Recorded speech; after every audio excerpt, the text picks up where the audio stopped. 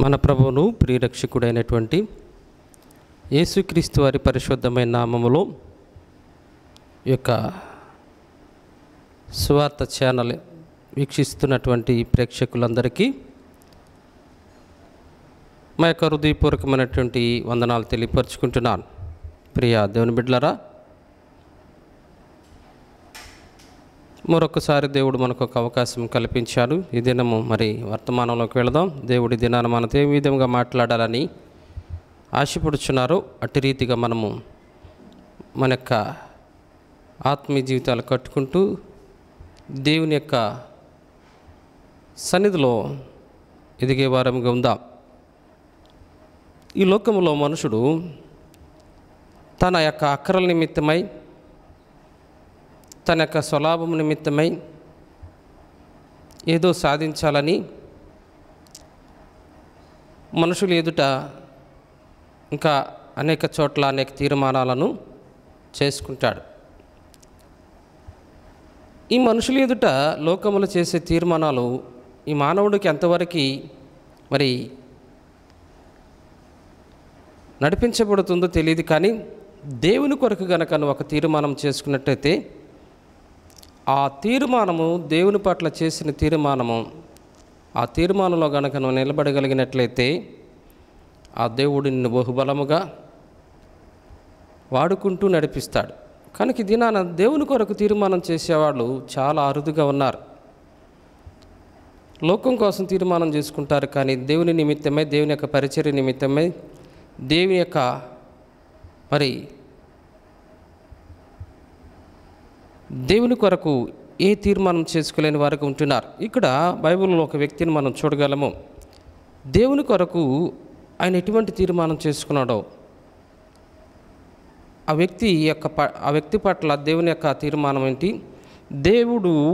దేవుడు పట్ల అతని యొక్క తీర్మానం ఏమిటి, తనకు జరిగినటువంటి కార్యములను బట్టి అతడు లోకములో ఉన్నప్పుడు ఎలాంటి స్థితిని కలిగి ఉన్నాడు, దేవునిలోకి వచ్చిన తర్వాత ఎలాంటి స్థితిని కలిగి ఉన్నాడో మనం గమనించగలం. అది గమనించిన అతను లోకంలో ఉన్నప్పుడు నేను అనేక విధాలమైనటువంటి పరిస్థితుల్లో నడిచి ఉన్నాను, కానీ దేవునిలోకి వచ్చిన తర్వాత నేను బలపరచబడుతూ దేవుని కొరకు ఎంతో ఘనంగా వాడబడుతున్నాను, అది దేవుని కృప అని అతను తీర్మానం చేసుకున్నాడు. అంటే దేవుని కొరకు మంచి తీర్మానం చేసుకునే వారముగా ఉండాలి. ఈనాటి ధ్యానాంశము దేవుని కొరకు మంచి తీర్మానం చేసుకున్నట. చూద్దాం రండి ప్రియ దేవుని బిడ్డారా. అపోస్తలుడైన పౌలు ఫిలిప్పీయులకు రాసినటువంటి పత్రికలో ఒక విషయాన్ని తెలియపరుస్తున్నాడు. చూద్దాం, చదువుకుందాం. 1వ అధ్యాయము 21వ వచనం చదువుకుందాం. అపోస్తలుడైన పౌలు ఫిలిప్పీయులకు రాసినటువంటి పత్రిక 1వ అధ్యాయము 21వ వచనములో కొన్ని విషయాలను పరిశుద్ధాత్మ దేవుడు మనతో మాట్లాడుచున్నాడు. నా మట్టుకైతే బ్రతుకుట క్రీస్తే, చావైతే లాభము. చిన్న ప్రార్థన. పరిశుద్ధుడ వందనాలు. ఈ యొక్క సమయంలో మీ పరిశుద్ధమైనటువంటి ఆలయంలో చేరి మిమ్మల్ని స్థుతించడానికి ఇచ్చిన కృపను బట్టి వందనాలు. ఇప్పటి వరకు మీరు మాకు తోడుగున్నారు, అందును బట్టి వందనాలు దేవా. మరి యొక్క ఎలోహిం టీవీ ఛానల్ ద్వారాగా తండ్రి సువార్తను ప్రకటించడానికి ఇచ్చిన కృపను బట్టి వందనాలు. ఈ యొక్క సువార్తను అనేక మంది వినటానికి కృప దయచేశారు. ఈ సువార్త ద్వారా అనేక మంది మనసులు మార్చి మారు మనసు పొందిన సన్నిధిలోకి రావటానికి, రక్షణ పొందటానికి మంచి తీర్మానం చేసుకుని కొరకు ప్రయాసపడగల కృపను గురించి సహాయం దయచేయండి. నిలబడి నన్ను కూడా జ్ఞాపకం చేసుకుని బలపరచండి ప్రభువా. నీ ఆత్మతో నింపండి, అభిషేకించి వాడుకోండి. మీరు మాట్లాడి ప్రతి ఒక్కరిని కదిలించండి దేవా. ఈ లోకములో అనేక విషయాలలో తీర్మానం చేసుకుంటున్నారు, కానీ నీ పట్ల తీర్మానం చేసుకున్నవారు ఎవరు కనిపించబడట్లేదు.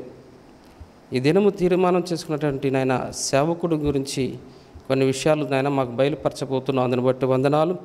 మీరు మాట్లాడి సహాయం దయచేయమని, నన్ను బలపరిచి వాడుకోమని, నన్ను బలపరచు వానిందని సమస్తం చేయగలనని అయా లేఖనాలు బయలుపరచబడి ఉన్నవి కనుక ఈ దినము నన్ను బలపరిచి వాడుకోమని, నన్ను నీ సిలువ సాటను మరుగుపరుచుకొని మీరు మహిం పొందమని అన్ని చేతులకు అప్పగించుకుంటూ యేసుక్రీస్తు శ్రేష్టమైన నామమున బ్రతిమలాడి అడిగి వేడుకుంటున్నాను తండ్రి, ఆమేన్. ప్రియ దేవుని బిడ్డలారా, ఈ యొక్క ఫిలిప్పీ పత్రికలో పరిశుద్ధాత్మ ద్వారాగా అపోస్తలుడైన పౌలు మాట్లాడినటువంటి విధానాన్ని మనం చూసి ఎంతో స్పష్టతగా ఉన్నది.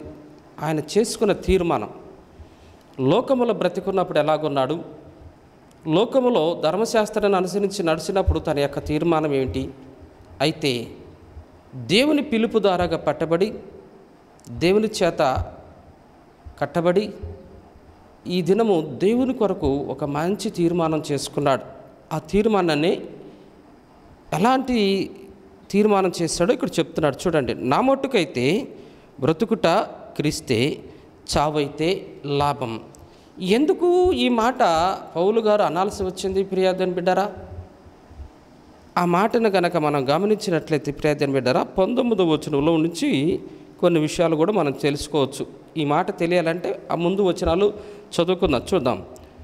మరియు నేను ఏ విషయంలోనూ సిగ్గుపడక ఎప్పటి వలనే ఇప్పుడును పూర్ణ ధైర్యముతో బోధించుట వలన నా బ్రతుకు మూలముగానైనా సరే, చావు మూలగానైనా సరే, క్రీస్తు నా శరీరమందు ఘనపరచబడునని అన్నాడు. చూడండి, ఎందుకంటే తన యొక్క జీవన విధానములో ఎలాంటి స్థితిని కలిగి ఉన్నాడు, ఎలా దేని కొరకు ఎవరి కోసం బ్రతకాలనుకుంటున్నాడో ఇక్కడ చెప్పాడు. అదొక మరొక మారు చదువుకున్నట్లయితే ఏ విషయంలోనూ సిగ్గుపడక అంటున్నారు. అర్థమంట ప్రియాదని బిడ్డారు, ఈ దినము ఈ లోకంలో పనులు చేసేటప్పుడు సిగ్గుపడాలి, చేయకూడని పనులు చేసినప్పుడు సిగ్గుపడాలి. కానీ దేవుని నిమిత్తమై ఇక్కడ అంటున్నాడు, ఏ విషయంలోనూ సిగ్గుపడక ఎప్పటి వలన ఇప్పుడును సంపూర్ణ ధైర్యంతో బోధించుట వలన నా బ్రతుకు మూలముగానైనా సరే, చావు మూలముగానైనా సరే, క్రీస్తు నా శరీరమందు ఘనపరచబడాలి. ఎలాగైనా సరే, నా బ్రతుకు మూలానైనా సరే, నా శరీరమునందైనా సరే క్రీస్తు ఘనపరచబడాలి. ఈ దినం ఎంతమంది అండి తీర్మానం చేసుకుంటున్నారు? క్రీస్తు ఘనపరచబడటానికి ఈ యొక్క అభిషిక్తుడైనటువంటి పౌలు గారు మంచి తీర్మానం చేసుకుంటున్నాడు. ప్రియాదని బిడ్డరా, ఈ దినం ఎవరు ఇటువంటి తీర్మానం చేసుకుంటున్నాడు? నా బ్రతుకు మూలముగానైనా సరే, చావు మూలముగానైనా సరే, ఏంటంట, నేను బ్రతికినను చనిపోయినను నా శరీరమందు క్రీస్తు ఘనపరచబడాలని అంటున్నాడు. ప్రియాదని బిడ్డరా, మిగులు అపేక్షిస్తున్నాడంట. అయితే నేను మిగులు అపేక్షించుచు నిరీక్షించుచున్నాను ప్రకారముగా, ఇక్కడ అంటున్నాడు, నేను మిగులు అపేక్షించు నిరీక్షించుచున్న ప్రకారముగా అన్నాడు. ఏ విషయంలో అయితే మిగులు ఆపేక్షించి నిరీక్షించుచున్నాడో ఆ ప్రకారముగా యేసుక్రీస్తు యొక్క ఆత్మ నాకు సమృద్ధిగా కలుగుట వలన ఆ ప్రకటన నాకు రక్షణార్థముగా పరిణయమించునని నేను ఎరుగుదును అంటూ ఈ మాట చెప్పాడు. అంటే అతను చావు మూలంగానైనా బ్రతుకు మూలంగానైనాను క్రీస్తుని ఘనపరచాలని ఈ దినాన మనుషులను ఘనపరుచుకుంటున్నారు. కానీ మనుషుడికి ఘనత ఇచ్చినటువంటి దేవునిని ఘనపరచలేని స్థితిలో ఉంటున్నాడు. ప్రియాదని బిడ్డరా, నా మటుకైతే బ్రతుకుట క్రీస్తే, చావైతే లాభము అన్నాడు. ప్రియాదని బిడ్డరా, చావు ఎవరికి లాభం అండి? ఈ లోకంలో లాభం కలిగినటువంటి లావాదేవీలు చాలా ఉన్నాయి.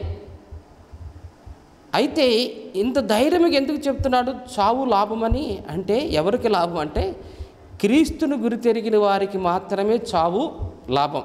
అంతేకాని ఎవరికి పడితే వారికి చావు లాభం. ఈ లోకస్తులు చచ్చిపోతే ఏ లాభం వచ్చిందండి అంటారు. కానీ ఈయన ఒక తీర్మానం మంచిది. ఎందుకంటే నేను బ్రతికినను చనిపోయినను దేవుని కోసమే బ్రతుకుతాను, దేవుని కోసమే చనిపోతాననే తీర్మానం. ప్రియ దేవుని బిడ్డలారా, దేవుని యొక్క మాటలు బయలుపరచబడుతున్న మాటలు చూసినట్లయితే చక్కని మాట పరిశుద్ధాత్మ దేవుడు మనతో మాట్లాడుతున్నాడు. నా మట్టుకైతే బ్రతుకుట క్రీస్తే, చావైతే లాభమని చెబుతున్నాడు. ప్రియా దేవుని బిడ్డ, కనుక లాభము, లోకములో లాభము చూసుకోవద్దు, కానీ క్రీస్తు కోసం చనిపోయినప్పుడు అది నీకు లాభము. క్రీస్తును ధరించుకున్న వారికి క్రీస్తు కోసం చనిపోవటము అది లాభమని పరిశుద్ధాత్మ దేవుని ద్వారాగా మాట్లాడుతూ నేర్చుకున్నాడు. ఈ దినము లోకమును నువ్వు లాభాలు చూసుకోవద్దు. దేవుని నిమిత్తమై నువ్వు ఖర్చు అయినప్పుడు అది నీకు లాభం. దేవుని నిమిత్తమై చనిపోతే అది నీకు లాభం. ఎందుకంటే బ్రతుకుట క్రీస్తే చావైతే లాభం అన్నాడు. అందుకే పరిశుద్ధాత్మ దేవుని యొక్క మాటలు కనుక మనం గమనించినట్లయితే గలతీయులకు రాసినటువంటి పత్రికలో ఒక మాట ఇక్కడ ఉంది, చూద్దాం రండి. గలతీయులకు రాసినటువంటి పత్రిక అపోస్తలుడైన పౌలు గలతీయులకు రాసినటువంటి పత్రిక 2వ అధ్యాయము 20వ వచనంలో ఒక విషయాన్ని పరిశుద్ధాత్మ దేవుడు మనతో చక్కగా మాట్లాడుచున్నారు. చూద్దాం 20వ వచనం. నేను క్రీస్తుతో కూడా సిలువ వేయబడి ఉన్నాను, ఇకను జీవించువాడను నేను కాను, క్రీస్తే నా యందు జీవించుచున్నాడు. నేను ఇప్పుడు శరీరమందు జీవించుచున్న జీవనము నన్ను ప్రేమించి నా కొరకు తన్ను తాను అప్పగించుకొనిన దేవుని కుమారుని యందలి విశ్వాసం వలన జీవించుచున్నాను అంటున్నాడు. చక్కగా ఎంత స్టేట్మెంట్ ఇస్తున్నాడు ఇదేనన్నా. పౌలు గారు దేవుని నిమిత్తమై తనంతటికి తను ఒక స్టేట్మెంట్, ఒక సాక్ష్యాన్ని పంచుకుంటున్నాడు. ప్రియా దేని బిడ్డలారా, నేను క్రీస్తుతో కూడా సిలువ వేయబడి ఉన్నాను అన్నాడు. అర్థమైందా? క్రీస్తుతో కూడా సిలువ వేయబడి ఉన్నాను, ఇకను జీవించేవాడును నేను కాదు కాను, క్రీస్తే నా యందు. అంటే మన పాపాలను, మన శాపాలను, మన అతిక్రమాలను సిలువలో పాతి పెట్టాలి, క్రీస్తుతో లెగవాలి. ఇక క్రీస్తులో ఉన్నవానికి ఇహలోక సంబంధమైనటువంటి క్రియలతో సంబంధము లేదు. ప్రియాదుని బిడ్డరా, కనుక ఇటువంటి గొప్ప సాక్ష్యము చెప్తున్నాడు. ఇక నేను ఇప్పుడు శరీరమందు జీవించుచున్న జీవనము నన్ను ప్రేమించి నా కొరకు తన్ను తాను అప్పగించుకున్న దేవుని కుమారుని యందు విశ్వాసం నుంచి జీవించుచున్నాను. అంటే దేవుని యొక్క ప్రేమను ఇక్కడ కనపరుస్తున్నాడు. ప్రియాదుని బిడ్డరా, అంత క్రితము తన యొక్క స్థితి ఏమిటి లోకంలో ఉన్నప్పుడు? ఇప్పుడు దేవుడు పిలుచుకున్న తర్వాత, దేవుని చేత పట్టబడిన తర్వాత తన యొక్క స్థితి ఏమిటి? దేవుని ప్రేమను కనుగొన్నాడు. నన్ను ప్రేమించి నా కొరకు తన్ను తాను అప్పగించుకున్న దేవుని కుమారునందులి విశ్వాసముతో జీవించుచున్నాడు.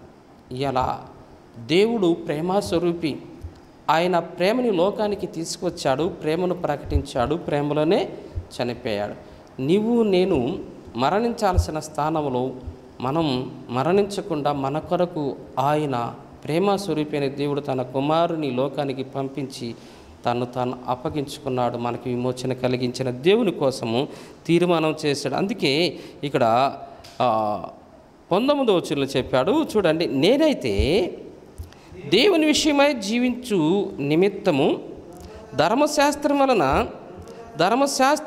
విషయమై ఎందుకన్నాడు ఈ మాట? ఒకప్పుడు సౌలుగా ఉన్నప్పుడు ధర్మశాస్త్ర పండితుడు, ఉపదేశకుడు, ధర్మశాస్త్రాన్ని వ్యతిరేకించిన వారిని ఎంతో హింసించాడు, బాధ పెట్టాడు, ఇబ్బంది పెట్టాడు. అంత మాత్రమే కాదు, మరణానికి అప్పచెప్పాడు. ఇప్పుడు దేవుని కలిగిన తర్వాత, దేవుడు ఆయన పిలుచుకున్న తర్వాత దేవుని ప్రేమను రుచి చూశాడు. కనుక ఆ ప్రేమను తెలుసుకున్న ఈ యొక్క పౌలు గారు ఈ ధర్మశాస్త్ర యొక్క విషయాన్ని చెప్తున్నాడు. ఏమన్నంటే, నేనైతే దేవుని విషయమై జీవించు నిమిత్తము ధర్మశాస్త్రం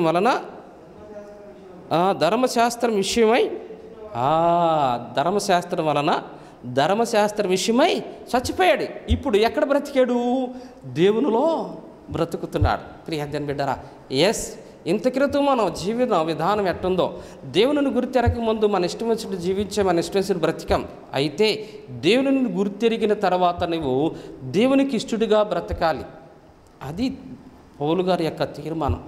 ప్రియదేని బిడ్డరా, ధర్మశాస్త్రం పాటించినప్పుడు ఆయన ఇదే గొప్ప అనుకున్నాడు. అయితే దేవుని చేత పట్టబడిన తర్వాత ఇప్పుడు ధర్మశాస్త్ర విషయమై చెప్పిన మాట ఏమిటి? విషయమై చచ్చిన వాడనైతేనన్నాడు. అది ఈ దినము పరిశుద్ధాత్మ దేవుడు మనతో మాట్లాడుతున్నాడు. ప్రియదేని బిడ్డలారా, నేను ఇప్పుడు శరీరమందు జీవించుచున్న జీవనము నన్ను ప్రేమించి నా కొరకు తన్ను తాను అప్పగించుకుని నా దేవుని కుమారుని యందు విశ్వాసము వలన జీవించుచున్నాడు. మనం విశ్వాసం కలిగిన వారిగా ఉండాలి. నీ విశ్వాసమే ఈ లోకాన్ని జయించినటువంటి విజయము. ఎవరి మీద విశ్వాసం ఉంటానంటే దేవుని మీద విశ్వాసం ఉంచిన ఎడల నువ్వు ఎక్కడ కూడాను త్రొట్టెలో ప్రియదని బిడరా దేవుని యందు దేవుని కుమారుని యందు విశ్వాసం ఉంచిన ఎడల జీవించుతావు, అంతే బ్రతుకుతావు.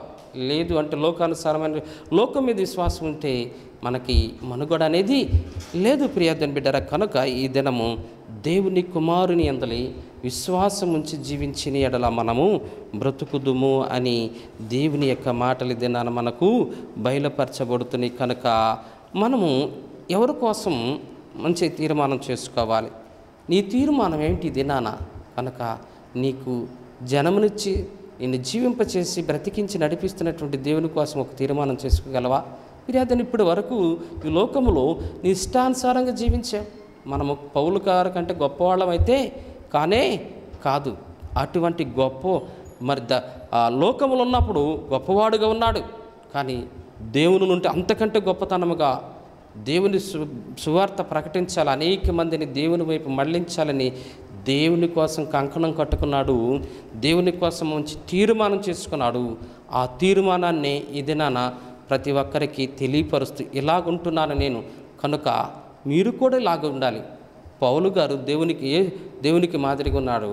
పౌలు గారికి మాదిరిగా మనము కూడాను జీవించాలి. మంచి తీర్మానం చేసుకుని నీవు దేవుని విషయంలో కనుక నడిచినట్లయితే నిన్ను దేవుడు బహు గొప్పగా ఆశీర్వదిస్తాడు. ప్రియదేవుని బిడ్డరా, ప్రతి మనిషి పట్ల ఒక ప్రణాళిక ఉన్నది దేవునికి.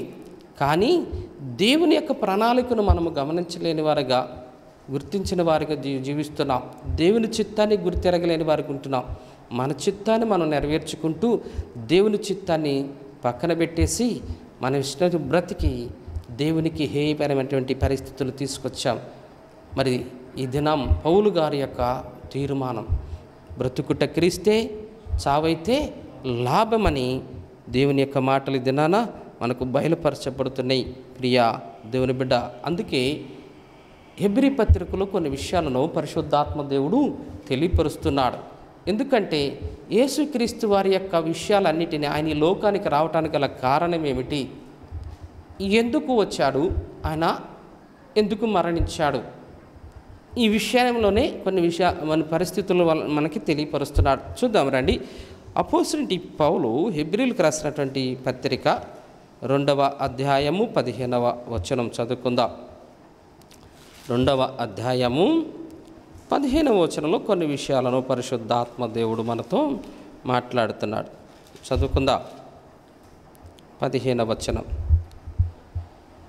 కాబట్టి ఆ పిల్లలు రక్తమాంసములు గలవారైనందున ఆ ప్రకారమే మరణము యొక్క బలము గలవానిని, అనగా అపవాదిని మరణము ద్వారా నశింపచేయుటకును, జీవితకాలమంతయు మరణ భయము చేత దాస్యమునకు లోబడిన వారిని విడిపించుటకును ఆయన కూడా రక్త మాంసములలో పాలివాడాయను అని. చూడండి ప్రియా దేవుని బిడ్డరా, యేసుక్రీస్తు వారు ఈ లోకానికి రావటానికి గల కారణం ఏమిటో ఇక్కడ తెలియపరిచారు. ఎందుకు వచ్చాడు అంటే, దేవుడు మనుషులను స్వహస్తములు తన యొక్క స్వహస్తములతో చేసుకున్నాడు. తన స్వరూపము తన పోలిక చొప్పున చేసుకున్నాడు. చేసుకున్న వారందరూ బాగుండాలి, ధన్యులుగా ఉండాలని ఆశపడ్డారు. ఇప్పుడు వారి పరిస్థితి తారుమారైపోయింది. కనుకనే వారి యొక్క జీవితాలను మార్చటానికి ఆ దేవుడు ఈ లోకానికి రావటము జరిగింది. అదే చెప్పాడు ఇక్కడ. కాబట్టి ఆ పిల్లలు, అనగా దేవుని యొక్క పిల్లలు, ఆ పిల్లలు రక్తమాంసములు గలవారైనందున ఆ ప్రకారమే మరణము యొక్క బలము గలవానిని, అనగా అపవాదిని మరణము ద్వారా నశింపచేయుటకును, జీవితకాలమంతయు మరణ భయం చేత దాస్యమునకు లోబడిన వారిని విడిపించుటకు ఆయన కూడా రక్త మాంసంలో పాలివాడాయను. చూడండి ప్రియదేవుని బిడ్డరా, యేసుక్రీస్తు వారు దేవుడు ఇంత క్రితము ఆయన ఎలాంటి స్వభావం కలిగిన వాడో మనకు తెలియదు. ఆయన ఒకప్పుడు వాక్యమై ఉన్న దేవుడు, ఆయన వెలుగై ఉన్న దేవుడు, ఆయన ఆత్మయున్న దేవుడు. కనుక ఆయన పిల్లలు మరి నశించిపో రక్తమాంసలు పాలువారై ఉన్నారు. వారు నశించుతున్నారు కనుక వారిని రక్షించటానికి ఆ దేవుడు ఆ పిల్లల కోసం ఆయన కూడా రక్తమాంసంలో పాలువాడై శరీరాన్ని ధరించుకొని ఈ లోకానికి వచ్చాడు. మరణ భయం చేత దాస్యములో లోబడిన వారిని బ్రతికించటానికి మరణము ద్వారాగా సాతానుని జయించాడు. ప్రియాదేని బిడ్డ, అదే విషయాన్ని ఇక్కడ బయలుపరిచాడు. మరణము ద్వారా నశింప చేయుటకును జీవితకాలమంతా మరణ భయము చేత దాస్యముకు లోబడిన వారిని విడిపించుటకును ఆయన రక్తమాంసంలో పాలువాడయ్యాడు. నిజమే, మరణము చేత భయపడుతున్నారు, మరణము చేత ఏడవబడుతున్నారు. మరణ భయం చేత భయపడిన వారిని, దాస్యమునకు లోబడిన వారిని విడిపించటానికి ఆయన ఈ లోకానికి శరీరధారిగా వచ్చాడని మనకు తెలియపరచబడుతుంది. ప్రియ దేవుని బిడ్డ, కనుక ఒక్కసారి దేవుడు ఆయన ఈ లోకానికి రావటానికి గల కారణం ఏమిటి, అసలు ఆయన మన కోసం మరణించాల్సిన అవసరం ఏమిటి అనేది ఎప్పుడైనా ఆలోచించావా? నీవు గనక ఆలోచిస్తే నీ ఆలోచనను దేవుడు అభివృద్ధి పరుస్తాడు. ఈ ఆలోచన ఏ విధంగా ఆలోచించాలి? దేవుని నిమిత్తం ఎప్పుడైనా ఆలోచించావా? అసలు ఆయన ఎవరు, మన కోసం ఎందుకు చనిపోయాడు, ఈ లోకానికి రావాల్సిన కారణం ఏమిటి అని ఆలోచించావా? ప్రియ దేవుని బిడ్డ, మనం నశించటం ఆయనకి ఇష్టం లేదు. నశించిన దానికోసం ఎదికి రక్షించడానికి మనుష్య కుమారుడి లోకానికి వచ్చాడని దేవుడు బయలుపరచట్లేదా? లేఖనాలు బయలుపరుస్తున్నాయి కదా. కనుక మరణ భయం చేత మనము నశించిపోతున్నాం కనుక ఆ యొక్క మరణం నుండి తప్పించటానికి తండ్రి అయిన దేవుడు తన కుమారుని లోకానికి పంపించాడు.